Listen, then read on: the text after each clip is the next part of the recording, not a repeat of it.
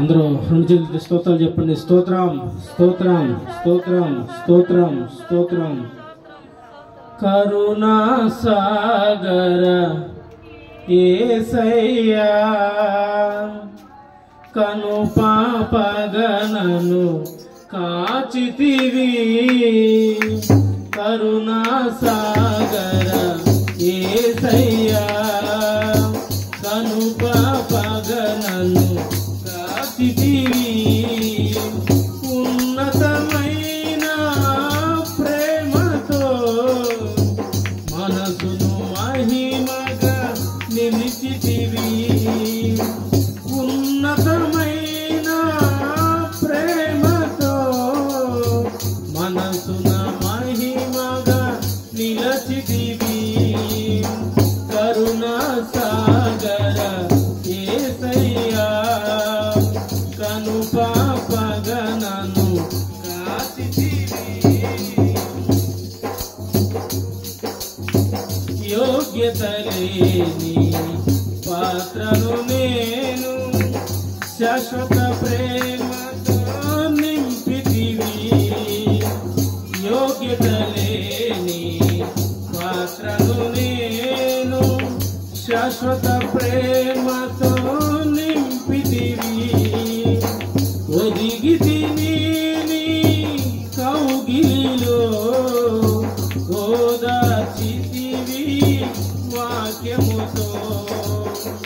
ఒదిగితిని నీ కౌగిలిలో ఓదార్చితివి వాక్యముతో. కరుణా సాగర యేసయ్యా కను పాపగనను కాచితివి. హల్లెలూయా. పరిశుద్ధ గ్రంథం నుంచి ఒక వాక్యం చూద్దాం. హెబ్రీయులకు రాసినటువంటి పత్రిక 13వ అధ్యాయము 6వ వచనం. అపోస్తలుడైన పౌలు హెబ్రీయులకు రాసినటువంటి పత్రిక 13వ అధ్యాయము 6వ వచనం చూద్దాం.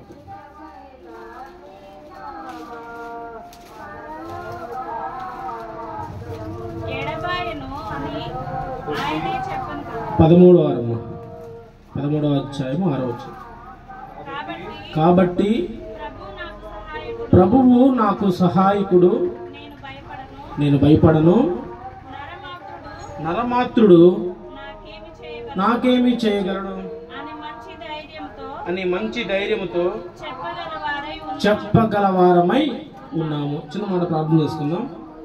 మహాపరిశుద్ధుడా, మహోన్నతుడా, సర్వాధికారి, సర్వశక్తిమంతుడా, మీకు స్తోత్రాలు చెల్లిస్తున్నాం రాజా.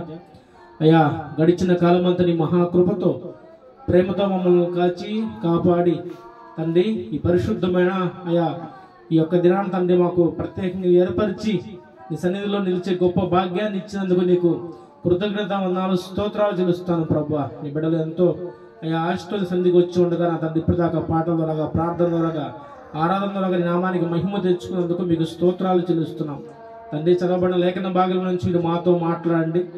ఉపదేశాన్ని అడ్డగింపు చేసే దురాత్మ, అంధకార శక్తుల, సైతానుల ప్రభావాన్ని యేసు నామములో బంధించండి. దేవానికి స్తోత్రాలు. నీ బిడ్డలతో సూటిగా మాట్లాడి తండ్రి, దాసుడు అల్పుడు అయోగ్యుడు నా ప్రభువా మీరే అభిషేకించి నడిపించమని యేసుక్రీస్తు పరిశుద్ధమైన నామాన ప్రార్థన చేసి అడిగి వెడుగునుచున్నాం పరమ తండ్రి, ఆమేన్. హల్లెలూయా. పాత నిబంధనలో ఇశ్రాయేలు ప్రజలకు ఎన్నో మార్లు దేవుడు సహాయం చేస్తున్నట్టుగా కనబడతా ఉంటాడు. మొట్టమొదటి సహాయంగా చూస్తే వారిని ఐగుప్తు ప్రాంతాన్ని 400 సంవత్సరాలు ఐగుప్తులో ఉన్నప్పుడు ఆ బానిసత్వ సంఖ్యలు తెంచి అబ్రహాంకి ఇచ్చిన వాగ్దానం బట్టి కానాను దేశానికి ప్రయాణమయ్యే టైంలో వారికి ఎన్నో మార్లు సహాయకుడుగా దేవుడు ఉన్నాడు. పగలు మేఘస్తంభముగాను రాత్రి అగ్నిస్తంభముగా ఉంటూ 40 సంవత్సరాలు వారు అరణ్యంలో ఉంటుండగా వారికి ఆకాశం నుంచి మన్నాను, అట్లానే బండ నుంచి నీళ్లు తెప్పించి వారికి అన్ని సమస్తాన్ని ఇంచుమించు 6 లక్షల కాలబలం ఉండగానే ఇంకా వారి భార్య వారి పిల్లలను చూసుకుంటే ఇంచుమించుగా కొన్ని లక్షల జనాభా ప్రయాణమై ఉంది. వీరందరినీ నడిపిస్తున్న వారు మోషే, దేవుడు ఉండి నడిపిస్తున్నప్పుడు సహాయం చేస్తున్నవాడు దేవుడే. ఇక్కడ చదవబడిన లేఖన భాగంలో కూడా ఉండండి. కాబట్టి ప్రభువు నాకు సహాయకుడు, నేను భయపడను, నరమాత్రుడు నాకేమి చేయగలడు అని మంచి ధైర్యంతో చెప్పగలవారమై ఉన్నాము. ఒకసారి మనం అంటే పెద్ద దైవ సేవకులు చెబుతున్న మాటలను బట్టి చూస్తే మన యొక్క ఇశ్రాయేలుకి ఆ రోజున ప్రత్యక్షపు గుడారం, ఇలాంటి గుడారం ఒకటి ఉండేది. దేవుడు మోషేతో ముఖాముఖిగా మాట్లాడి ప్రత్యక్షపు గుడారము నమూనా, వాటిలో ఏమేమి ఉండాలి, ఎట్టి కొలతతో ఉండాలి, దానికి ఇరుప్రక్కల ఎవరు ఉండాలని దేవుడు మాట్లాడాడు. ఆ ప్రత్యక్షపు గుడారంలో 3 భాగాలుగా వర్ణించాడు. మొట్టమొదటి ఆవరణము, పరిశుద్ధ స్థలము, అతి పరిశుద్ధ స్థలము. ఆవరణములో దహన బలిపీఠము, గంగాళము ఉంటాయి. పరిశుద్ధమైన స్థలంలో సన్నిధి రొట్టెల బల్ల, దీప వృక్షము, ధూప వేదిక ఉంటాయి. అతి పరిశుద్ధమైన స్థలంలో కరుణాపీఠము, మందసము ఉంటాయి. ఎందుకంటే ఈ మాట చెప్పానంటే, ఇశ్రాయేలుకి నడిపించిన దేవుడు, సహాయం చేసిన దేవుడు, వారు చేసిన ప్రతి ఒక్క దోషాల నిమిత్తము, పాపాల నిమిత్తము వచ్చి దహన బలిపీఠం మీద పశువును లేదా గోవు పిల్లలను, పావురూపు పిల్లలను లేదా పొట్టెలను వధించేవారు. తర్వాత వచ్చిన అక్కడ పక్కన గంగారంలో యాజకుడు కావచ్చు వచ్చిన వారు చేతులు కాళ్ళు శుభ్రపరుచుకునేవారు. అందరితో ఆవరణం అయిపోయేది. లోపలికి వచ్చినప్పుడు సన్నిధి రొట్టెల బల్ల ఉండేది. తర్వాత దీపవృక్షము, ధూప వేదిక ఉండేది. ఇవన్నీ ఎందుకంటే మనం చేస్తున్న ఆరాధన కూడా ఆ క్రమంలోకి రావాలి. ఎలా అంటే ముంటుమనగా దహన బలిపీఠము అనగా స్తుతుల నైవేద్యము అక్కడ అర్పించబడాల, స్తోత్ర బలులు అక్కడ అర్పించబడాల. మనం వచ్చి ఇవన్నీ తెలుసుకోవాలి. తెలుసుకున్నప్పుడు ఎందుకు మనం వచ్చినట్టు ఈ క్రమానికి, ఆరాధన క్రమానికి ఉన్న ప్రత్యేకం ఏంటి? దహన బలి అంటే మనం అర్పించలేము, కానీ నీ హృదయాన్ని విరిగి నలిగిన హృదయముతో నీవు బలిపీఠముగా అక్కడ అర్పించబడాలా, స్తోత్ర బలులు అర్పించబడాలా. ఇంకా నేను వాక్యనగరంలో కొద్ది ఎక్స్ప్లెయిన్ చేస్తాను. వాక్యంలో ఇంకా వెళ్ళా. స్తోత్ర బలులు, ప్రార్థనలు, విజ్ఞాపనలు, దేవుడు చేసిన మేలు అన్ని తలపోసుకుంటూ స్తోత్ర బలులు అక్కడ అర్పించి రావాలా. తర్వాతగా ఏముండిద్ది? గంగాళం ఉండిద్ది. గంగాళంలో నీళ్లు ఉంటాయి. మనము చేసిన వారం కావచ్చు, నెల కావచ్చు, ఎప్పుడైనా సరే చేసిన ప్రతి ఒక్క దోషాలను కూడా కన్నీటితో ఒప్పుకొని విడిచిపెట్టాల. మన కన్నీళ్లు కారుస్తుంటే కన్నీళ్ళు కాచుకుని ఏడమన కాదు, దైవ చిత్తానుసారమైన దుఃఖము రక్షణార్థం ఉంది. కాబట్టి నీ దుఃఖంతో దేవుడు చేసినట్టు మేలు తలపోసుకుంటూ నువ్వు లోపలికి వచ్చే విషయంలో, అయ్యా నువ్వు ఎలాంటి విషయం తప్పుపడ్డాను, దయచేసి మరలా నన్ను అంగీకరించవా అని నీ కన్నీళ్లతో నీ తప్పులను ఒప్పుకొని వాటిని విడిచిపెట్టి, గంగాళాన్ని విడిచిపెట్టి నీ హృదయాన్ని కడుగుకొని రావాలి. వచ్చినప్పుడు ఏముడిది? పరిశుద్ధ స్థలంలో సన్నిధి రొట్టెల బల్ల. అపోస్తల కాలంలో 2:40 చూసినప్పుడు వారందరూ మారు మనసు పొందుకున్న తర్వాత, అయ్యా మేము ఏం చేయాలయ్యా? పేతురుని అడిగినప్పుడు, మీరు అపోస్తల బోధి ఎందును, సహవాసం ఎందును, రొట్టె విరుచుట ఎందును, ప్రార్థన చేయటం ఎందు ఎడదెగక ఉండండి అని చెప్పిన మాటలో రొట్టె అనేది ఆదివారం విరుచుట అనే మాట చూస్తూ ఉంటాం. వచ్చినప్పుడు దేవుడు చేసినటువంటి గొప్ప ఈ త్యాగాన్ని స్మరణ తెచ్చుకుంటూ, జ్ఞాపకం తెచ్చుకుంటూ, ఎవరో చేయనటువంటి త్యాగాన్ని చేస్తున్నాడు. కాబట్టి నీ కొరకు, నా కొరకు, మనందరి కొరకు చేసినటువంటి త్యాగాన్ని స్మరణ తెచ్చుకుంటూ, జ్ఞాపకం తెచ్చుకుంటూ ఆ సన్నిధి రొట్టెల బల్ల అంటే ప్రభువు బల్లలో మనము చెయ్యి వేయాలి, యోగ్యంగా చెయ్యి వేయాలి. మనం పరిశీలన చేసుకుంటూ, ఆత్మ పరిశీలన చేసుకుంటూ, విమర్శించుకుంటూ, గడిచిన కాలం నుంచి ఈ ఆదివారంలో నేను ఎక్కడన్నా దేవునికి ఆయాసంగా, ఆయనకి ఇష్టకరంగా, ఎక్కడైనా ఆయనకి అయిష్టంగా నేను నడిచానేమో, నన్ను అండతోలాగా, నా పడకతోలాగా, నా కంటి చూపుదానికి సమస్తాన్ని ఒకసారి జ్ఞాపకం తెచ్చుకుని, శిలువ మరణం జ్ఞాపకం తెచ్చుకుని దేవుడిని ప్రభు బల్లో యోగ్యంగా చెయ్యి వేయాలి. అలా చెయ్యి వేసినప్పుడు నీవు వెలిగించబడతావు. దీపవృక్షము అంటే నువ్వు మరలా వెలిగించబడతావు. నువ్వు మరలా ఒకప్పుడు పాత జీవితాన్ని నువ్వు అట్లా నుండి దాన్ని సమాధి చేసుకుని, అయ్యా నేను మరలా నన్ను క్షమించు, నేను పశ్చాత్తాపడుతున్నాను, ఇదిగో యోగ్యంగా నేను చేస్తానంటే మరలా పరిశుద్ధాత్మ నీలో కార్యం జరిగించి నువ్వు మరలా వెలిగించబడతావు. ఒకవేళ ఆరిపోయి ఉంటే పశ్చాత్తాపడి దేవుడి సంగతి రొట్టె వేసినప్పుడు నువ్వు వెలిగించబడతావు. 4వది. 5వ కాడికి వచ్చి ధూప వేదిక. ఇది చాలా ఇంపార్టెంట్. నేను మనకు అనేక సార్లు చూద్దాం అనుకున్నా, కానీ వారు ఉన్న పరిస్థితులు బట్టి వివరంగా చెబితే బాగుంటుంది అనిపించింది. ధూప వేదిక అన్నప్పుడు ధూప వేదిక ఎందుకంటే నీవు చేసే ఆరాధనే దేవుడికి నువ్వు ఏదో కోట్లు ఇవ్వడం, బంగారం ఇవ్వడం, ఏది ఇవ్వడం కాదు, కానీ నీవు వెరిగి నలిగిన మనసుతో నీ ఆత్మను తెరిచి దేవునికి మనసారా నీవు ఆరాధన చేయటం. అందుకే యోహాను సువార్త ఉన్నది, ఆయన ఆరాధించేవారు ఆత్మతోనూ సత్యముతోనూ ఆరాధించబడిన లేఖనం ఉన్నది. ఆ సమయంలో నువ్వు చేసే స్థుతి కానీ, నువ్వు చేసే ఆరాధన కానీ, నువ్వు చేసే స్థుతి నీ స్థితిని మార్చిద్ది. ఇది కహాని కాదు, దైవజనుడు షాలేమన్న గారి నాన్నగారి జీవితంలో జరిగిన యథార్థమైన సంఘటన చెప్తున్నా నేను విన్నా. ఎలా అంటే అన్నోళ్ళు రక్షించబడ్డారు, వాళ్ళ అమ్మగారు రక్షించబడ్డారు, నాన్నగారు నాన్నగారు ఆయన వాళ్ళ నాన్నగారు ఇంకా రక్షించబడ్డా. అమ్మ నాన్న కూడా చర్చికి తీసుకురామంటే ఈయన రావట్లేదయ్యా, ఈ అలవాట్లు మానుకోవట్లేదు అని చెబుతుంటే సరే అనుకోకుండా వారు వెళ్తున్నారు.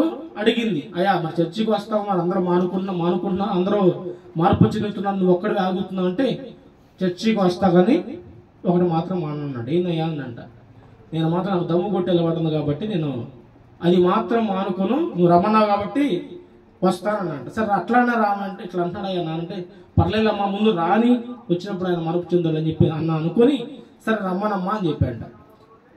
రమ్మను చెప్పినప్పుడు ఎట్లానే అందరూ పాటలు పాడి ప్రార్థన అయిపోయింది. ఆరాధనకు లేస్తూ అందరూ ఆరాధన చేస్తూ ఆత్మతో సత్యంతో దేవుణ్ణి సన్నుతిస్తున్నారు.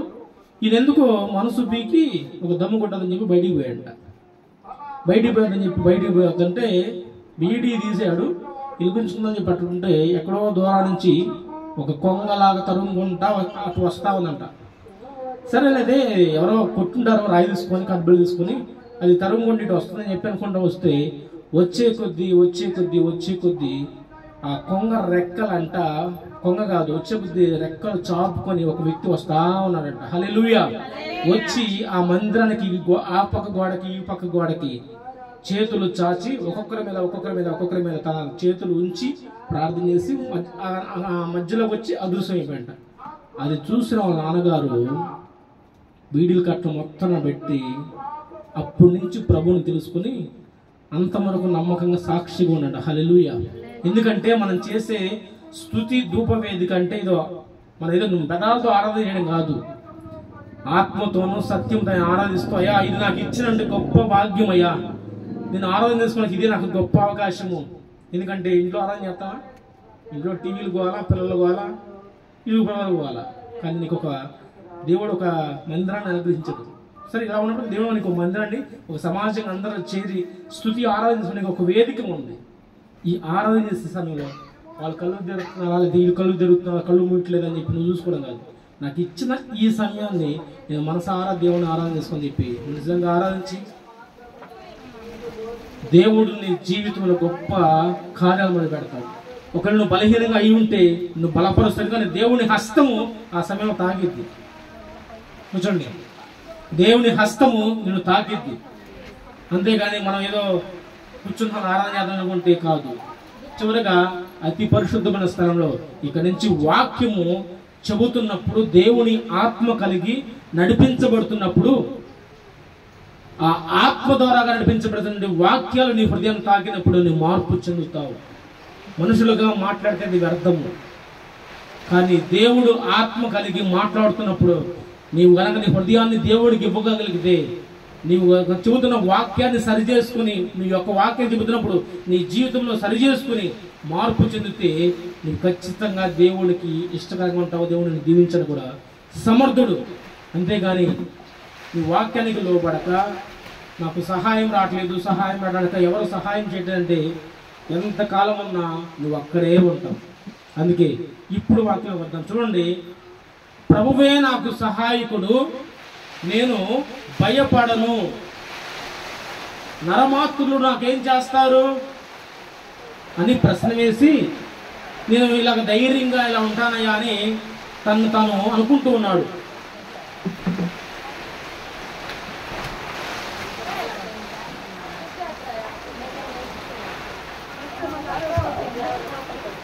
ప్రభువే నాకు సహాయకుడు. చూడండి, బైబిల్ గ్రంథంలో కొంతమంది వ్యక్తులకి దేవుడు ఎలాంటి పరిస్థితులు సహాయం చేశాడో చూద్దాం.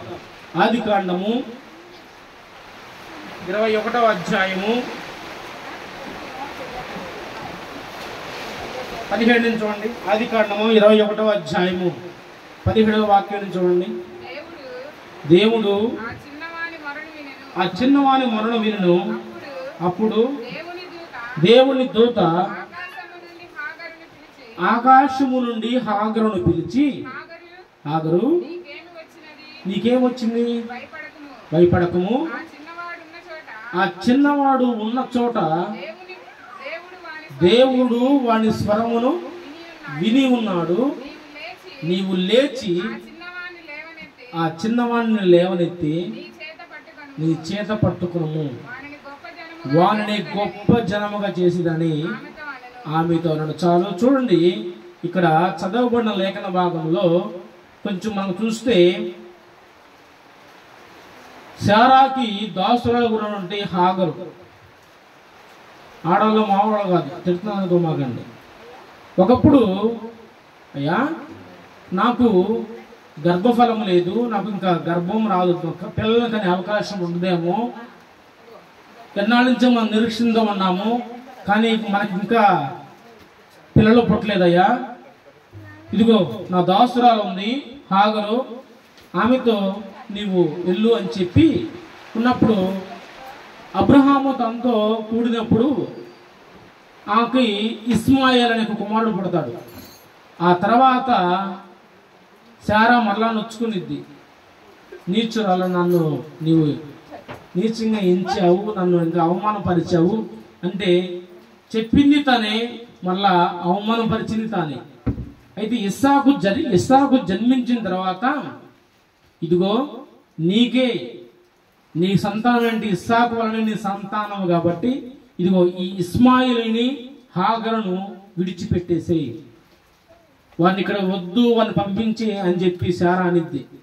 అబ్రహాం వచ్చమ్మా ఇలా వాళ్ళు ఎడగలుగుతారు, ఒక చిన్న పిల్లవాడు ఆ మేడకెళ్తారు, మన దగ్గర ఉంటాలే అనొచ్చేమో, కానీ అనకుండా శారా చెప్పిన మాటను బట్టి హాగరును అట్లానే ఇష్మాయేలును అరణ్యానికి పంపించేస్తాడు అబ్రహాం, నీళ్ళ తిత్తి ఒకటిచ్చి. ఆ నీళ్లు తాగినాక కొంత దూరం వెళ్ళినాక కొంత నీళ్ళు కూడా తాగితే దానిలో తిత్తి కూడా అయిపోయింది, ఆ తిత్తి ఉండే నీరు కూడా అయిపోతాయి. అయిపోయి అంత అరణ్య ప్రాంతము, ఇటు చూసినా ఎలాంటి జనము ఉండరు. అప్పుడు హాగరు ఏడుస్తా ఉంటే చిన్న బిడ్డవాడు కూడా ఏడుస్తూ ప్రార్థన చేస్తూ ఉంటాడు. ఆ చిన్న బిడ్డవాడి మొర విని, ఆ చిన్న పిల్లవాడి మొర దేవుడు విని, ఇదిగో భయపడ మాకు, నేను నిన్ను ఆశీర్వదిస్తాను, నీ గొప్పకు జనముగా చేస్తానని చెప్పి ఆ అరణ్యంలోనే నీటి బుగ్గలను పుట్టించి ఆ నీటి బుగ్గలోంచి ఆ తిత్తులో ఉన్నటువంటి నీటిని మళ్ళా ఆ బిడ్డవాడుకు అందించడం జరిగింది. మనకి నిజంగా ఆ టైంకి సహాయకుడిగా ఎవరు ఉంటారా? ఒక్క దేవుడు తప్పితే ఎవ్వరు కూడా మనకు సహాయకుడుగా ఎవరు ఉండరండి.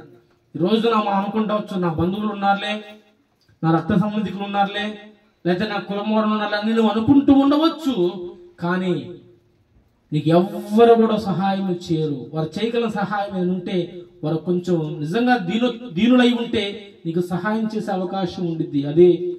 అది కూడా లేదనుకోండి, సహాయం నీకు ఎటు నుంచి వచ్చింది? అందుకు ఒక ఆయన అన్నాడు, కొండల వైపు నాకను లేతి కొదువతో నేను కుమిలెదనా, కొదువతో నేను కుమిలెదనా, నిత్యము కదలని సియోను కొండపై, నిత్యము కదలని సియోను కొండపై, యేసయ్యా నీదు ముఖము చూచుచు పరవశించి పాడేదా, నీదు ముఖము చూచుచు పరవశించి పాడేదా. చూడండి, కొన్నాళ్ళుగా ఉన్నాడు అబ్రహాం ఉన్నాడు, అబ్రహాంకి ఎంతోమంది దాసులు ఉన్నారు, ఎవరో తనని చేరదీయలేదు. చివరికి తన భార్య చెప్పిన మాటను బట్టి కొన్నాళ్ళకి వాళ్ళిద్దరు పంపించడానికి ఇష్టపడ్డారు. ఈ రోజున కుటుంబ పరిస్థితి కూడా ఇలా ఉండవచ్చు. ఎందుకంటే మా అమ్మ ఒక మాట అంటుండేది ఎప్పుడు, కండలు ఉండేలా కండలు ఉన్నంతసేపు నీ బలం ఏదైనా ఉండేది, ఆ కండలు తగ్గిపోతే అప్పుడు తెలిసి వచ్చింది అబ్బాయి. ఎందుకంటే మన బలం ఉన్నప్పుడు బట్టే మనం ప్రేమిస్తారు, డబ్బు ఉంటేనే ప్రేమిస్తారు. కుమారులైనా కుమార్తెలైనా ఎవరి కోడలైనా ఎవరైనా సరే నీ కాడ ఇంకేమీ లేదంటే నిన్ను ఏకాకిగా దరితరమేస్తారు. లేరా? అలాంటి కుటుంబాలు లేవా? ఎందుకంటే ఈ రోజున నాకు సహాయం చేసేవారు ఎవరు లేరని నువ్వు బాధపడుతున్నావేమో. ఈ మధ్యాహ్న కాల సమయంలో నాకు అంతమంది బంధువులు ఉన్నారు, బలగం ఉంది, నన్ను ఎవరు ఆదరించేవారు లేరు అనుకుంటున్నాము. ఈ మధ్యాహ్న కాల సమయంలో దేవుడు అంటాడు, నేను నీకు సహాయకుడిని. హల్లెలూయా. ప్రభువే నీకు సహాయకుడు. చుట్టూడు ఎక్కడ అరణ్య ప్రాంతము, జన నివాసము లేదు, తాగడానికి నీళ్లు లేవు, తినడానికి ఆహారం లేదు, ఏమీ లేవు. కానీ అలాంటి చోట్లోంచి, ఎడారిలోంచి దేవుడు నీటి బుగ్గలను పుట్టించగలడండి. ఒక దేవుడు మాత్రమే చేయగలడు. ఎందుకంటే నరమాత్రుడు నాకేమైనా చేయగలుగుతాడా? నీళ్లు దిద్దిచ్చి అబ్రహాం సంకన పెట్టి పంపించాడు. ఎంతసేపు వస్తాయి? ఆమె ఇటలు దిద్ది ఆదరించేవారు లేరు. కానీ దేవుడు ఆమెను కూడా సహితము విడవకుండా, అమ్మా ఇదిగో అని చెప్పి తన కళ్ళ ఎదుటే ఇంక చనిపోవడానికి ఇంక లేవు. ఆమె ఏడుస్తుంది, తన కుమారుడు కూడా ప్రార్థిస్తున్నాడు. చనిపోవడానికి ఇంకా దప్పికై వాడు ఇంకా గొంతులు ఎండిపోతున్నాయి. దేవుడు వాళ్ళని దర్శించి అండగరలో వారి కళ్ళ ముందే ఎడారిలో కూడా నీటి బుగ్గలు మలిపించాడండి. ఈ రోజున ఎడారిగా మారుతున్న నీ జీవితాలను బట్టి కృంగిపోమాకు. నీకు వచ్చిన వ్యాధి బాధలను బట్టి కృంగిపోమాకు. నాకు ఎవరు సహాయం చేసేవారు ఎవరు లేరులే, నన్ను ఆదరించేవారు ఎవరు లేరులే, నన్ను చూసేవారు ఇంకెవరు లేరులే. నేను ఎంతో మందికి నేను ఒకప్పుడు సహాయం చేశాను, కానీ నా కాడకు చిత్తమైన నాకు ఎవరు లేరు అని నిరుత్సాహపడుతున్నామేమో. మధ్యాహ్న కాల సమయంలో దేవుడు అంటాడు, నేను నీకు సహాయం చేస్తానమ్మా, భయపడమాకు, దిగులు పడమాకు. ఖచ్చితంగా నీ కన్నీటిని కథల మొత్తాన్ని కూడా ఆయన విని నీకు సహాయం చేస్తాడు. మనుషులు నమ్ముకుని కంటే, రాజులను నమ్ముకుని కంటే యెహోవాను ఆశ్రయించుట మేలు. అది వాస్తవము. నా జీవితంలో యథార్థమైన సంఘటన నేను చెబుతున్నా. నా మ్యారేజ్ అయ్యే టైంకి నా కాడ ఉన్న డబ్బులు ఏం తెలుసా? 35,000 ఉన్నాయి. ఆ సంవత్సరం పంట వేసుకుంటే కొంచెం అప్పు తీరంగా ఒక 30 నుంచి 35,000 ఉన్నాయి. వారు నాకు ఇచ్చినట్టు కట్నం 1,20,000 ఇస్తే వాళ్ళు మొత్తం పొంగ 35,000 ఉన్నాయి. అందరికీ పెళ్ళిళ్ళు అయిపోయినాయి, ఒక్కనే ఉన్నాను. ఒక ఉంగరం పెడతాను కూడా నేను వద్దులమ్మ, నాకు అది మనీ కావాలి, నేను ఎక్కడ అప్పు తీసుకున్నాను, నేనేం చేసుకుంటా అని చెప్పి అక్క వాళ్ళని అన్నయ్యకి వాళ్ళకే బాధ్యతలు అప్పగించి నేను ప్రార్థన చేస్తా ఉన్నాను. అయ్యా నీవే నాకు సహాయకుడివి, నీవే నా కన్న తండ్రివి, నీవే నా స్నేహితుడు అయ్యా. ఇదిగో నేను ఇలాంటి సమయాలు ఉన్నాను, నీ చిత్తమైతే నాకు ఉన్నతమైన ఏదైనా సరే జాబుని అనుగ్రహించు, నన్ను దీవించు, నేను అనేకులకు నా ద్వారాగా నీ నామం పేరట సహాయం చేసేవారు నన్ను మార్చు ప్రభువా అని ప్రార్థన చేసుకునేవాడిని. ఎందుకంటే నేను ఉన్న స్థితి చెప్పాను, ఇప్పుడు నేను ఉంటున్న స్థితి కూడా తెలుసు కాబట్టి అనేకులకు నా ద్వారా దేవుడు ఎన్నో మేలు అనుగ్రహించున్నాడు. ఇంకా గొప్ప కోసం అనుకుని కాదు, కానీ ఒక చోటైతే దేవుడు మందిరం లేదు, ఒకవేళ ఏర్పడతామంటే కూడా వాడు తృణీకరించి ఎక్కడెక్కడ మందిరం కడతారని చెప్పి అవమానపరిస్తే రోషంతో ముందుకెళ్ళి స్థలాన్ని కొనిపించి పునాదులు వేసి రోజున మందిరం ఏర్పడాడు. కొంతమంది జనం సమకూడి కూడా ఆరాధన చేసుకుంటున్నారు. అది దేవుడు చేసిన కార్యం, మనుషులు కాదు. కాకపోతే మనుషులు కన్నా వాడుకుంటాడు.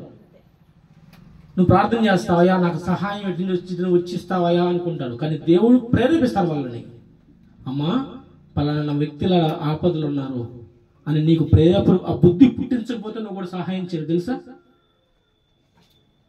నేను ఇప్పుడు రావణ బాబు ఆ కంపెనీ గురించి మాట్లాడతా. ఒడ్డుపల్లి ఎంతమంది ఉన్నారు, తోపాడి నుంచి ఒక చిత్రం వస్తాడు, ఎవరు అన్నం పెట్టరు, అతను చూస్తే పోపు అంటుంటారు, పాపం కొడుతుంటారు. కానీ ఆ మాత్రం ప్రత్యేకంగా అతను ఎలా ఉన్నా వికారంగా ఉన్నా సరే తీసుకొచ్చి కూర్చోబెట్టి అన్నం పెట్టి మంచిని నడిపించి పంపించేది. ఆ మనసు ఎవరిచ్చారు? ఒకప్పుడు దేవుడు లేదు, కానీ ఆ మనసు దేవుడు ముందు పుట్టించాలి కదా. అతనికి సహాయం చేసేటువంటి మనసుని దేవుడు పుట్టిస్తేనే మనకు సహాయం వచ్చిందండి. అంతేగాని నాకు సహాయం చేయ దేవుడా అని ప్రార్థన చేస్తాను, కానీ దేవుడు వచ్చేవాడు. కానీ మనుషులను ప్రేరేపిస్తాడు, మనుషులని వారిని ఎన్నుకుంటాడు, మనుషుల ద్వారా మనకు సహాయం ఉండేది. కానీ ఇక్కడ మనం చదివిన దాంట్లో ప్రభువు నాకు సహాయకుడు, భయపడమాకు, కలవరపడమాకు, కృంగిపోమాకు, నిరుత్సాహపడిపోమాకు, నేను నీకు సహాయం చేస్తాను. అయితే మనుషులను నమ్ముకోమాకమ్మా. మనుషులు నీకు ఏం చేస్తారు? అట్లా రెండవ మాట చూస్తే 2 రాజుల గ్రంథము 4వ అధ్యాయము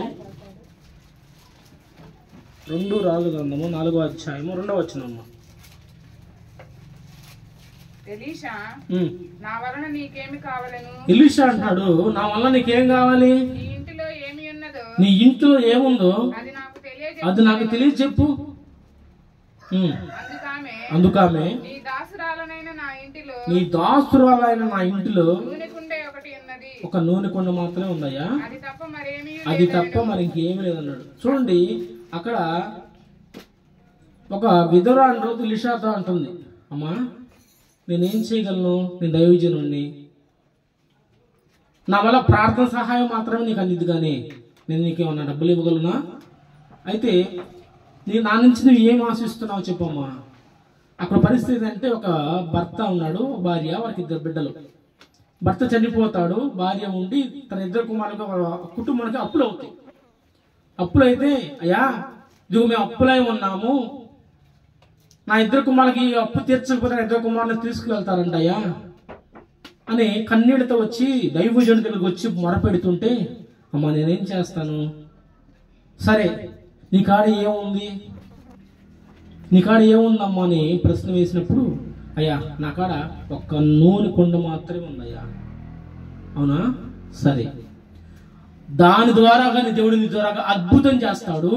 ఆ నీ కాడ నూనె కొండతో పాటు ఇంకా అనేకమైన కొండలను ఏర్పాటు చేసుకో. ఇరుగు పొరుగు వారి నుంచి, తోటి వారి నుంచి అన్ని కొండలను తీసుకొచ్చి వాటి నుంచి నీళ్లు నింపు.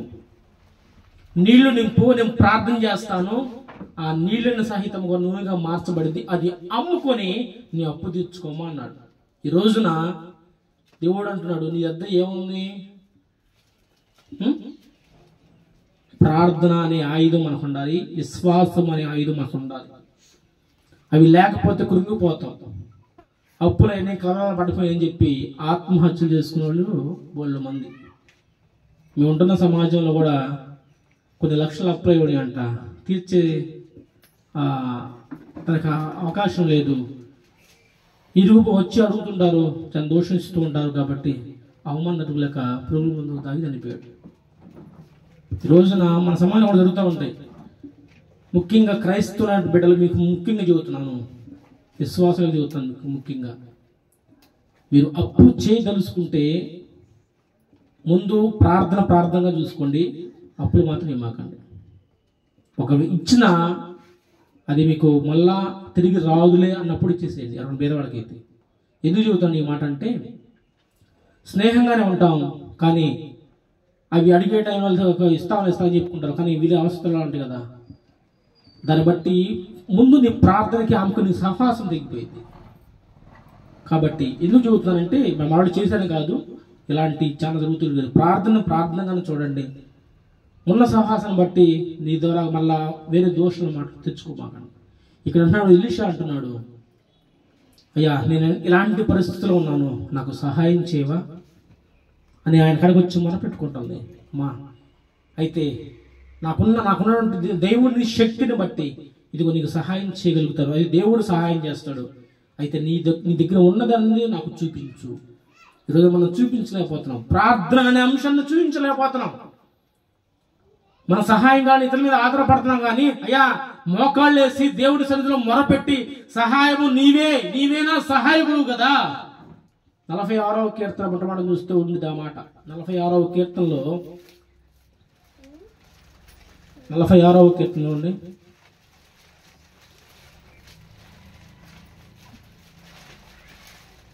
మొట్టమొదటి వచ్చిన దేవుడు మనకు ఆశ్రయదుర్గమును అయి ఉన్నాడు. కాలంలో ఆయన ఆపత్కాలంలో నమ్మదగిన నమ్మదగిన సహాయకుడు ఆయనే. చాలు, మనకి ఆశ్రయదుర్గము ఆయనే. ఆపత్కాలంలో నమ్ముకోదగిన సహాయకుడు ఎవరు ఉన్నాడంటే పలానా జాషువా లేదా పలానా బాబా పలానా రాజు కాదు, దేవుడు. హల్లెలూయా. దేవుడే మనకు సహాయకుడు అండి. మన పరిస్థితుల మొత్తాన్ని చుట్టుముట్టొచ్చు శత్రువు, ఇంక మనల్ని అనేక విధాలుగా తన ఇబ్బంది పెడుతూ ఉండవచ్చు. కానీ ఆ చిక్కుముళ్ళన్నీ కూడా విడిపించేది ఆపత్కాలం అంటే ఇంక కష్టకాలంలో మన నమ్మకం సహాయకుడు ఎవరు ఉన్నారంటే ఆయనే. నేను చిన్న సాక్ష్యాన్ని వివరిస్తాను. డిసెంబర్ నెల 20వ తారీఖున మనం అక్కడ ఏం చేసాను గుర్తుందా? మన డిసెంబర్ నెలలో ఏడేం చేశాను? ఆ రోజు ప్రార్థన పెట్టాను, చెప్పలేదు, గుర్తులేదా? ఆ రోజు ఏం పెట్టాం? ఫలా పెట్టుకున్నాం కదా, ఫలానా డిసెంబర్ 20వ తారీఖు క్యాలెండర్లో ఓపెన్ చేసి పాట ఓపెన్ చేస్తాం. గుర్తుందా లేదా? పాట కూడా చూడలేదా? క్యాలెండర్లో ఉన్నాయి మా ఇంట్లో. ఆ రోజున డిసెంబర్ 25కి మనం క్యాలెండర్లో ఓపెన్ చేసి పాట ఓపెన్ చేసాం. కృపకి కొంచెం అనారోగ్య పరిస్థితులు ఉన్నాయి. తర్వాత ఒక 4 నెలల తర్వాత చూస్తే తరచుగా కడుపు నొప్పి వస్తుందండి, కొంచెం చూపించిందంటే సరే హాస్పిటల్ తీసుకెళ్ళి స్కానింగ్ చేపిస్తే గడ్డందని చెప్పాను. ఎందుకంటే మా అమ్మకు కూడా చెప్పాను, లేదు చెప్పలా. మా అక్కకి చెప్పినట్టున్నా, ఇద్దరు చెప్పాను, అన్నకి చెప్పాను. గడ్డ వచ్చిందయ్యా అన్నారు. ఈ అమ్మాయి అంత మాత్రం ఉండి పిల్లలు తీసుకుపడతా ఉండేది. మళ్ళీ ఈ సమస్య ఇంకేడా తనకి ఇంకా భారం అయిద్దని చెప్పి తనకు చెప్పాల. వాస్తవానికి వాళ్ళ అమ్మలు కూడా కొన్నాళ్ళ పాటు చెప్పాల. ప్రార్థన చేసేవాళ్ళు చెప్పాను, ప్రార్థన చేయండి అమ్మా అని. డాక్టర్ని అడిగితే ఆపరేషన్ చేయించండి మేడం, కొంచెం పిల్లలకు సెలవు ఉంది. తను అంటే అయ్యా అమ్మాయిని ఫస్ట్ నుంచి చూస్తున్నాను కాబట్టి చాలా ఎక్కువ కాన్పులు ఉండి తను తట్టుకోలేదు, ఇప్పుడే వద్దులే, మందులో చూద్దామే అంది. ఇస్సాకు తన భార్య నిమిత్తము ప్రార్థించినట్టుగా ఉండింది. గర్భఫలం రాకపోతే ఇస్సాకు తన భార్య నిమిత్తం ప్రార్థించినట్టుగా ఉండింది. నేనైతే ఎక్కువ ప్రార్థన చేయలేదు, 2-3 సార్లు జ్ఞాపకం తెచ్చుకొని తను ఉన్న పరిస్థితిని బట్టి ఉపవాస ప్రార్థన తప్ప ఖచ్చితంగా చీటీ రాసి ప్రార్థన చేయమని అడిగేవాడిని. ఎందుకంటే దాని విలువ నాకు తెలుసు. ఆ చీటీలు రాసి అట్లా ప్రార్థనలు పెడితే ఖచ్చితంగా దేవుడు జవాబిస్తాడని నేను నమ్ముతాను విశ్వాసంతో. అది మీ విశ్వాసం. ఎందుకంటే మనం రాసినట్టు మనం కాచిన కన్నీరు తన కవిలో రాసుకొని జవాబిస్తాడని దేవుడు లేఖనం సెలవిస్తుంది. కాబట్టి దాన్ని బేస్ చేసుకొని తన చీటీ రాసి ప్రార్థనలు పెట్టేవాడిని, నేను ప్రార్థన చేసేవాడిని. తను మళ్ళీ 1 నెల వస్తే బెంగళూరు పోయింది. బెంగళూరు పోయి వచ్చినాక మళ్ళీ ఇట్లా వస్తుందండి, కొంచెం చూపించండి అంటే పోయి చూపించాం. దేవుని యొక్క మహాకృపం బట్టి ఆ గడ్డ మరి కరిగిపోయింది. హల్లెలూయా. ఆ గడ్డ కరిగిపోయింది. నేను చాలా ఆశ్చర్యపడ్డా. దాని సైజు కూడా అంత చూపించింది నాకు, అంటే చెప్పింది, సైజు చెప్పింది. తను కరిగిపోయి ఆమె ఆపరేషన్తో పని లేదు, ఎంత ప్రార్థన చేసుకుని పోయాం, ఆపరేషన్తో పని లేదు, ఒక 3 నెలలు ముందులు అడుక్కున్నాయా ఉంది. నేను చాలా నిజంగా మాకు సహాయకులు ఎవరన్నా ఉన్నారంటే దేవుడే మాకు సహాయకుడు. ఎందుకంటే ఈ మాట నా అనుభవంతోనే చెబుతున్నా. మన సహాయం ఎవరు ఇటు నుంచి వచ్చింది? ఇటు నుంచి కాదండి, దేవుడే మనకు సహాయం చేస్తాడు. అది ఏ విషయమైనా సరే, నీ ఆరోగ్యమైనా, నీ నిందైనా, నీ అప్పులైనా, నీ తిప్పలైనా, ఏదైనా మనుషులు కాదు నీకు సహాయం చేసేది దేవుడు అని గుర్తుపట్టు. చేసే సహాయం కొన్నంత నిధిగా ఉన్నాడు. అయితే నీ ఏం చేయాలని కూడా తెలుసుకో, ప్రార్థించి నీ కాడ ఏముందో అది ముందు దేవుడు కాడ పెట్టు. నీ సమస్యను నీళ్ళని ఉంచుకొని కురిగిపో మాకు, అయ్యా నేను ఇలా బాధపడుతుందని చెప్పి ఎవరు చెప్పకుండా, మనుషులు చెప్పకపోతే పాపాని వాళ్ళ చెబితే వాళ్ళు ఇంకా నవ్వుకుంటారు. ముందు నీ సమస్యని దేవుడి ముందు పెట్టు. నీకు ఇలా ఉన్నాను, ఇలాంటి సమస్యతో బాధపడుతున్నాను, సహాయం చేయవా? ఒకవేళ నీకు ఏదైనా ఇబ్బందిగా ఉంటే దాన్ని బట్టి నాకు ఇలాంటి సమస్య వస్తాయి, దయచేసి నన్ను క్షమించయ్యా, నీకు వ్యతిరేకంగా నేను ఎక్కడన్నా ప్రవర్తించాను, దయచేసి నన్ను మన్నించయ్యా అని మొర్ర పెట్టుకొని దేవుడి సన్నిధిలో గోజాడు. ఖచ్చితంగా నీకు దేవుడు సహాయం చేస్తాడు. ఎందుకు ఈ మాట చెబుతానంటే నేను అతిశయం కోసం చెప్పాలా. దేవుడే మనకు సహాయకుడు, మన పక్షాన ఆయన ఉంటాడు అని నిజంగా నేను భయపడ్డా. ఆ విషయాన్ని బట్టి తనకు కొంచెం అనారోగ్యంగా ఉండిద్ది, మళ్ళీ ఇదైతే ఇంకా ఇబ్బంది అయిద్దేమో, మళ్ళీ చిన్న బిడ్డలు ఎలా అయ్యా అని అనుకున్నా. కానీ దేవుడు నాతో మాట్లాడాడు.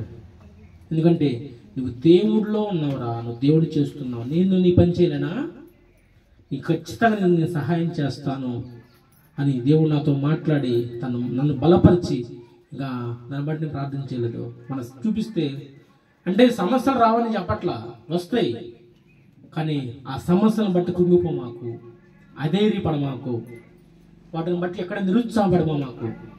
నాకు సహాయం చేసేవాడు నా దేవుడే నా సహాయకుడు అని నమ్మి విశ్వసించు.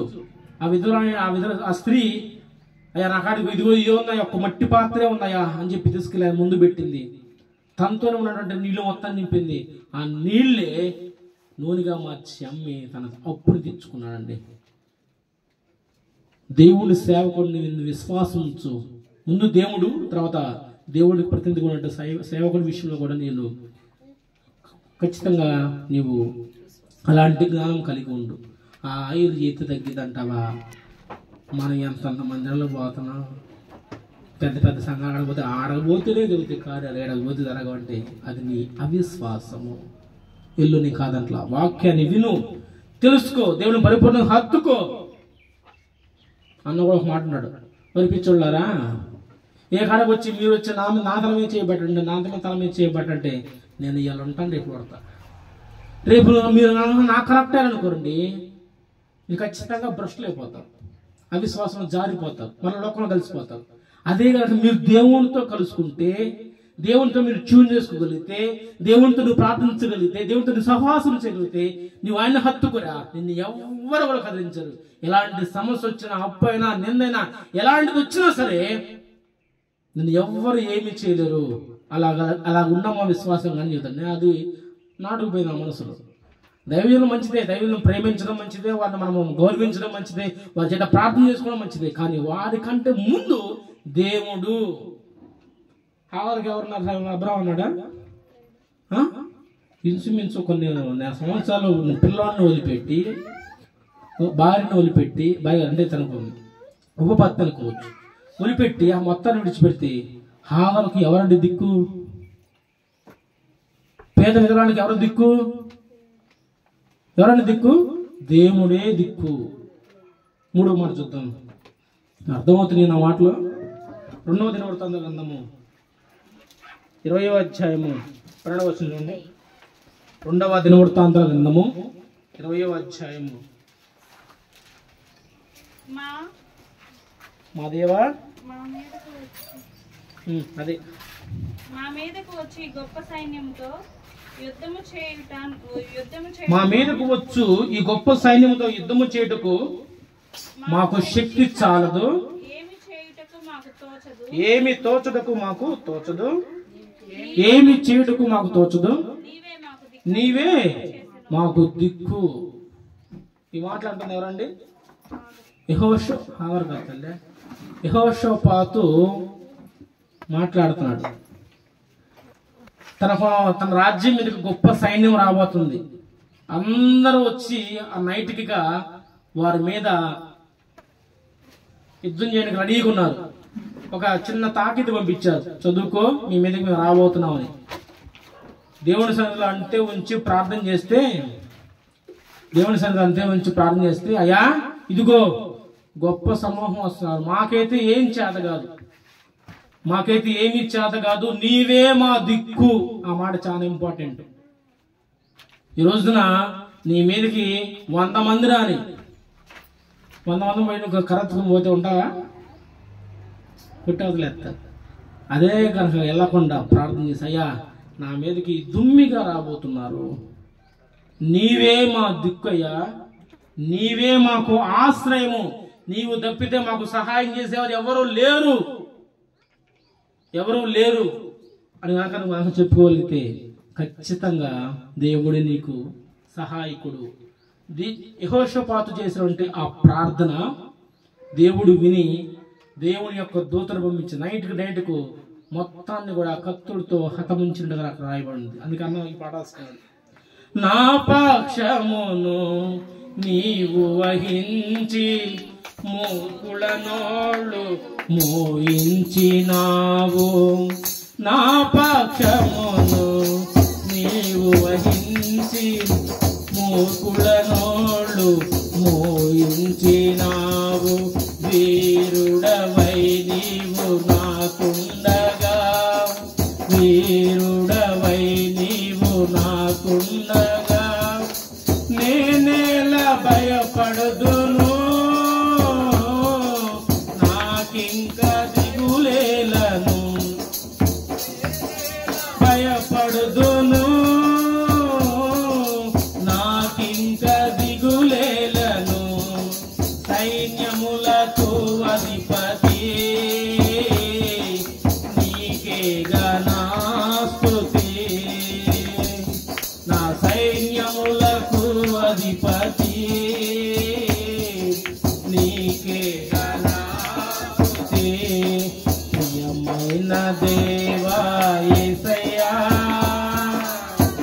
నీకే నా స్తోత్రము ఘనమైన రాజా యేసయ్యా నీకే నా వందనం. దేవునికి స్తోత్రం గాక. హల్లెలూయా. యెహోషాపాతు ఇంతే, అయ్యా నీ శరణ వచ్చి ఉన్నాను, నువ్వేం చేస్తావు నాకు తెలీదు. గొప్ప సమూహము సైన్య సమూహము మమ్మల్ని మా దగ్గర దాన్నెత్తి వచ్చినారయ్యా, మాకు ఇటు నుంచి సహాయం వచ్చి తెలియదు, మా సైన్యం వచ్చి అంత చిన్నదిగా ఉంది, ఇదిగో వాళ్ళు ఇలా మాట్లాడుతున్నారు అని దేవుని సన్నిధిలో ప్రార్థన చేస్తూ సహాయాన్ని అర్థించుకుంటూ నీవే మా దిక్కు ప్రభువా నీవే మా శరణం అంటే దేవుని దూత వరచేత చేతబట్టుకుని అందుకే వీరుడివై దేవుని దూత వీరుత్వంగా వచ్చి సమస్త మొత్తాన్ని కూడా నైట్ అంతా కూడా హతముచ్చినట్టుగా ఉంది. దీన్ని బట్టి చిన్న ప్రార్థన ఆయన చేసి ఉంటుంది. ఎందుకంటే నీవే మా దిక్కు. ఈరోజు నేను అనుకోండి, ఖచ్చితంగా అనుకోండి, నీవే మాకు దిక్కయ్యా, ఇక మాకు ఎవ్వరూ లేరు, నీవే మా దిక్కు, ఏ చేసినా నువ్వే, నీట ముంచిన నువ్వే, పాల ముంచిన నువ్వే, నీవే మా దిక్కు అని ప్రార్థించి యథార్థంగా చేయి.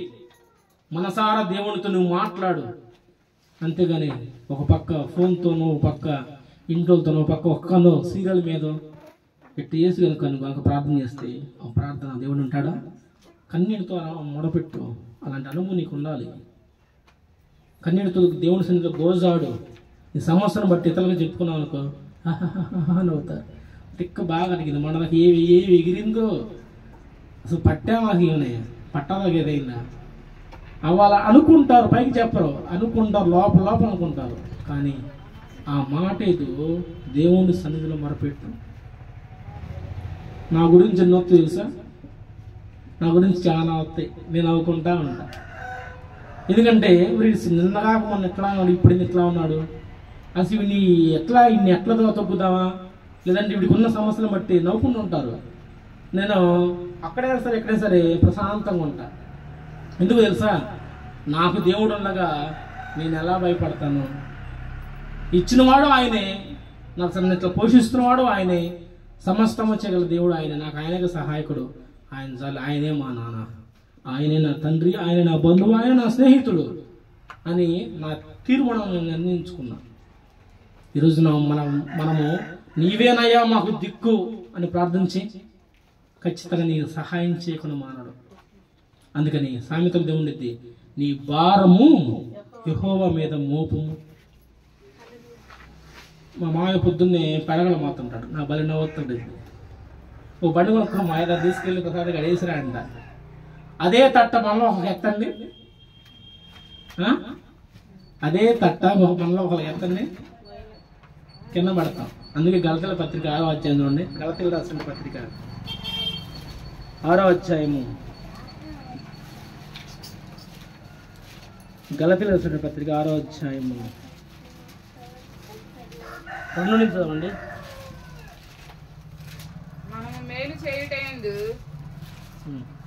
గలతీలు రాసిన పత్రిక 6వ అధ్యాయము 2వ వచనం. ఒకని భారములు ఒకడు భరించి ఇలాగా క్రీస్తు నియమమును పూర్తిగా నెరవేర్చు. అట్లానే 5వ వచనం లేదు, 4వ వచనం లేదు, 4వ వచనం. ప్రతి వాడును తన చేయు పనిని పరీక్షించి చూచుకున్నాను, అప్పుడు ఇతరుని బట్టి కాక అతిశయం కలుగును. ప్రతివాడు తనకి బరువు తనే భరించుకొనవలెను. భారమా బరువా? ప్రతి వాడును తన బరువును తానే భరించుకోవాలి కదా అని ప్రశ్న వేస్తాడు. పైన ఏమంటాడు? ఒకరిని భారము ఒకడు మోయవలను కదా. సామెత ఉండిద్ది, నీ భారము యెహోవా మీద మోపము, ఆయనే నీకు సహాయకుడు ఉండిద్ది. లాస్ట్ ఒకే ఒక మాట చెప్పి ముగిస్తాను. మొదటి పేతురు రాసిన పత్రిక 5వ అధ్యాయము 6 నుంచి చూడండి. మొదటి పేతురు రాసిన పత్రిక, పైన ఫ్యాన్లు చెమటలు బాస్తా ఉండే. మొదటి పేతురు ముగిస్తాను. మొదటి పేతురు రాసిన పత్రిక 5వ అధ్యాయము 6 నుంచి 7 వచనాలు. దేవుడు తగిన సమయమునందు మిమ్మును హెచ్చించినట్లు ఆయన బలిష్టమైన రెక్కల కింద చేతి కింద దీన మనస్కులై ఉండి ఆయన మిమ్మును గూర్చి చింతించుచున్నాడు గనుక మీ చింత యావత్తు ఆయన మీద, రాజు మీద వేయడం ఉందా? జాషువా మీద, అలా రావడం మీద ఉందా? లేదు. దేవుడు నిన్ను ఖచ్చితంగా ఒకనొక టైంని హెచ్చిస్తాడు. ఒక సమయం ఉంది. అయితే ఆయన బలిష్టమైన రెక్కల కింద నీవు దీన మనస్కుడు అయ్యి దీన మనస్కురాలై ఉండు. నీ చింత యావత్తు కూడా, అంటే చూడండి, 1 2 చెప్పండి. యావత్తు అంటే నీకు కలిగిన బాధలన్నీ కూడా దేవుడి మీద వెయ్యి. నీ చింత యావత్తు నా మీద వెయ్యి. ఎందుకు నువ్వు చింతిస్తున్నావమ్మా? ఎందుకు నువ్వు దుఃఖపడుతున్నావు? నీ చింత యావత్తు నా మీద వేసి నువ్వు ప్రశాంతంగా ఉండు, నేను నీకు సహాయం చేస్తాను. అయితే ఒక సమయం ఉంది. ఆ సమయంతో నువ్వు కొంచెం ఓపికతో ఉండు, నిరీక్షణతో ఉండు. మనకు అట కాదే, చెప్పినమ్మంటే పావుగంటకు అయిపోయిన పని. లేకపోతే ఏంది దేవుడు మన మాట ఆలకించట్లేదు అయిపో అని చెప్పి దేవుడిని కూడా వదిలేసి వెళ్ళిపోతావు. దేవుడు నిన్ను పరీక్షిస్తాడు తెలుసా? నువ్వు అంత కొరకు కొన్నప్పుడు దేవుడు నిన్ను పరీక్షిస్తాడు లేదా? అసలు ఈమె నిలబడద్దని చూడరా? ఖచ్చితంగా దేవుడు చూస్తాడు. అయితే దేవుడు అంటున్నాడు, నువ్వు బాధపడ మాకు, కృంగిపో మాకు, నిరుత్సాహపడిపో మాకు, ఇక నా పని అయిపోయిందిలే అని డీలా పడిపో మాకు. అది ఎలాంటి సమస్యనా ఆ భారాన్ని మొత్తాన్ని కూడా దేవుడి మీదే వేసినప్పుడు ఏదంట, ఆయన మీద వేసి మౌనంగా ఉండి కనిపెడతా ఉండు. ఖచ్చితంగా అలా ఉన్నప్పుడు ఖచ్చితంగా దేవుడి సహాయము నీకు అందక మానదండి, ఖచ్చితంగా జరిగింది. అయితే మనము దేవుడి సన్నిధిలో కనిపెట్టుకుంటూ దేన మనస్కురాలై దేవుడి సన్నిధిలో కనిపెట్టుకోవాలి. దేవుడు అంటాం కదా, నీ చింతల యావత్తు కూడా నా మీద వేసి నీవు మౌనంగా ఉండు. సేమ్ యెహోషాపాతు అంతే చేశాడు. నీవే మాకు దిక్కయ్యా, ఇదిగో ఇట్లా వచ్చింది, మేము భరించలేము ఈ బరువుని, అంత గొప్ప సైన్యం వచ్చిందని చెప్పి నీ మీదే వేస్తున్నావు, నువ్వు చంపుతావో ఉంచుతావు నీ ఇష్టం అని చెప్పి ప్రార్థన చేసి వెళ్ళిపోయాడు. నైట్ మొత్తాన్ని కూడా హతముందించాడు దేవుడు. వారికి చేసిన దేవుడు మనం చేయడంటారా? ఎడారిలో ఏమన్నా ఉంటాయా? అలాంటి చోటే నీటి బుగ్గలు పుట్టించి దేవుడు వారిని బ్రతికించింది. ఈరోజు గొప్ప సైన్యంగా జనంగా మార్చబడలేదా? దేవుడు అన్యాయస్తుడా? ఒకరికి చేసి ఒకరికి చేయబడిన అన్యాయస్తుడా? లేకపోతే ఆయన చేతగాని వాడా? అందుకే యెషయా అంటాడు, విననేరకున్నట్టు నా చెవులు మందంగా లేవు, సహాయము చేయకుండా నా చెయ్యం కురచగలేదయ్యా, మీకు నాకు మధ్య మీ పాపదోషాలు అడ్డుగా కనబడుతున్నాయంటే వాడిని కడుక్కోనమ్మా, కొంచెం పవిత్రంగా బ్రతకండమ్మా అంటే ఏ కాడికి పంది బుర్రలంటట్టు అటు అటు ఇటు అటు ఇటు బుర్రలాటం మా బతుకులన్నీ. రక్షణ తీసుకోండి, మరో మనసు పొందుకొని దేవుని తెలుసుకోమంటే మాకు తెలుసు అంటారు. ఒక రక్షణ పొంది దేవుళ్ళు అమ్మ పరిపూర్ణంగా పవిత్రంగా జీవించి తల్లి, దేవుడు పరిశుద్ధంగా, ఎందుకంటే నేను పరిశుద్ధుని కాబట్టి మీరు కూడా పరిశుద్ధంగా ఉండని అని దేవుడు చెబుతుంటే మాకు మాత్రం దేవుడు సహాయం చేయట్లేదు, ఎంతగా ప్రార్థన చేస్తున్నా మాకు సహాయం లేదు అంటారు. నిజంగా అక్కడ కూర్చున్న వాళ్ళు ఎవరికైనా దేవుడు సహాయం చేయకుండా ఉన్నాడా? ఉండలేదా? ఏదో ఒక కారణం బట్టి దేవుడు సహాయం చేయలేదా? ఏదో ఒక విషయం బట్టి. ప్రతి ఒక్కరు కూడా దేవుని నుంచి సహాయం పొందినట్టు వారి పొందకుండా ఏం లేదు. మనం ఏ కాడికి అడుక్కునే వాళ్ళమే. ఈరోజు ఈ సమస్య వచ్చింది, దాని తీర్చాడు, కృతజ్ఞత ఉండదు. మళ్ళీ రేపు సమస్య వచ్చింది, మళ్ళీ తిరుగుతాడు. ఈ క్వశ్చన్ చెప్పనా? నిర్గమకాండము 11వ అధ్యాయము 31వ వచనం ముగిస్తాను. నేను ముగిస్తాను. నిర్గమకాండము 11వ అధ్యాయము 31వ వచనం ఉంది.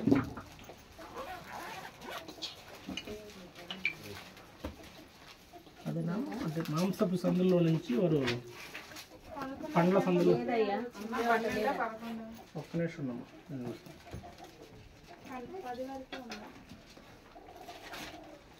సారీ, సంఖ్యాకాండము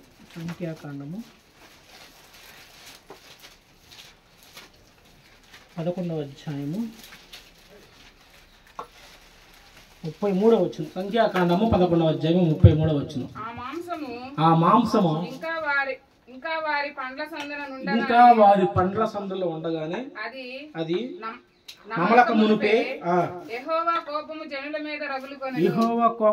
మీద రగులుకొని యెహోవా తెగులు చేత వారిని బహుగా బాధించారు. చూడండి, ఇశ్రాయేలు ప్రజలు ముందు బానిసత్వం నుంచి వాళ్ళు విమోచించబడాలని ఆ కృతజ్ఞత లేదు. పగలు మేఘస్తంభంగా రాత్రి అగ్నిస్తంభంగా కాపాడుతానని అలాంటి కూడా లేదు. ఆకాశం నుంచి దేవదూతలు దిగినట్టు మన్నాను కురిపిస్తూ ఏ రోజున ఆ రోజు మమ్మల్ని సంరక్షిస్తున్నాడని ఆ కృతజ్ఞత లేదు.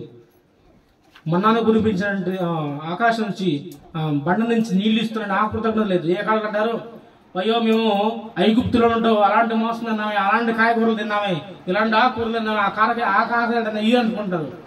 దేవుడు తీసుకెత్తి ఇదంతగా లోబడింది ప్రజలు అని చెప్పి అడిగి మోషే మీద చదువుతూ, అయ్యా మాకు మోసం లేదు మోషే, మనలో కూడా ఇంత మాంసపుళ్ళు ఎంత బాగుంటారు, రోజు తింటారు.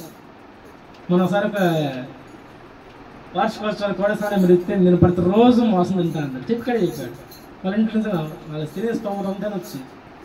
కానీ అంటాడు, ఎన్నిసార్లు వాళ్ళకి అన్ని సహాయం చేస్తాను నా దేవుడు. మరి ఇంకా లోపడతల్లా సనుగుతూ ఉంటారు, దేవుడి మీద సనుగుతూ ఉంటారు, దైవ దేవుని మీద సనుగుతూ ఉంటారు. వీళ్ళు పన్నెట్టు కాదు అని చెప్పి మోసం కలగా సరే అని చెప్పి పూరడి పెట్టలను కురిపించి గొప్ప ఎత్తు చేస్తాడు. సరే కూర్చుకుంటారు అని చెప్పి వారికి కావాల్సినంతగా పూరడి పెట్టలను చేస్తారు. అన్నీ వేసి వండుకొని మాంసము వారి తిన్నామని చెప్పి ఎత్తుకుంటారు, వారి పళ్ళల్లో పెట్టుకుంటారు. నమ్మరు, మొత్తాన్ని హడమనిస్తారు దేవుడు. ఎందుకంటే ఎంతటి కృపావాత్సల్యం గల దేవుడు, అంతటి రోషం గల దేవుడు. సనుగుతూ గునుగుతూ నాకు సహాయం చేయలేదు, నాకు ఎవరు పట్టించుకోలేదు, ఎన్ని చేస్తున్నా సరే దేవుడు ఏం చేశాడు మా జీవితంలో, దేవుడు ఏం చేశాడు మా జీవితం ఈలుతుంటుంటారు. ఎన్ని చేశారు అసలు ముందు రక్షించబట్టని గొప్ప సహాయం తెలుసా? అది గుర్తుపట్టరు. మాకేం చేశాడులే తీసుకుంటాను, ఆయన కూడా ఇసుకుపోయి నీ పనట్టగాలని చెప్పి రా అంటే ఒకటే మాట. ఆ రోజు ఇశ్రాయేలు ఎట్లానే ఉన్నారు. ఏ కాడికి సనగడం ఒకరి మీద కొనుక్కోవడం దేవుడు విసిగెత్తిపోయి, సరే మీరు మాంసం అడుగుతున్నారు, పూరడి పెట్టలను తెప్పించాడు, గొప్ప ఎత్తి చేశాడు, పోయి వండుకుంటారు. వండుకున్నాక తినబోయేటానికి పెట్టుకున్నారు అక్కడ. అందుకే పండ్ల సందల్లో మాంసము ఇంకా నమ్మలక మునిపే దేవుని కోపం వారి ఉండి వారందరూ కూడా హతమైనట్టుగా రాయబడింది. ఈ రోజు నా దేవుడు నీకు సహాయకుడే, అది వాస్తవమే. ఏ విషయంలో భయపడమాకు. దేవుడు భక్తులు జీవితం చేసిన దేవుడు నీకు సహాయం చేయకమనడా? ఖచ్చితంగా చేస్తాడండి. అయితే మనము ఆయన్ని విసిగించగా నిత్యం ఆయన కృపకు వేడుకునే వారంగా ఉండాలి. ఆయన సన్నిధిని మనం ప్రేమించేవారుగా ఉండాలి. దైవ సన్నిధిని మనం ఇప్పుడు అనుభవించేవారుగా ఉండాలి. అంతేగాని అయ్యా ఎంత చేస్తున్నా సరే, మా పెద్దమ్మాయి పెళ్ళి అయింది, ఈ అమ్మాయి కూడా పెళ్ళి అయితే చూద్దాంలే, అప్పుడు ఇద్దాంలే కానుక ఒక 50 రూపాయలు 10 రూపాయలు అర్ధనోడు పహార్లు, అది కూడా రాసినా కూడా రాయలేదు మా ఇంటి పేరు మీద సహా అంటారు. నేను చూస్తాను జీవితంలో చదవకపోతే, పాస్టర్ గారు మా చిన్న అమ్మాయి కాను చదవలేదు అంటుంటారు, అమ్మ చదువుతున్నానమ్మా అని రాసుకోవాలి. ఎందుకు? దేవుడికి కృతజ్ఞతలై ఉండండి. ఏ విషయంలో భయపడమాకండి. ఖచ్చితంగా దేవుడు నీకు నాకు మనందరికీ సహాయం చేయనుగాక. ఆమె దేవుడి కొద్ది మాటలు దీవించును గాక. కలిగి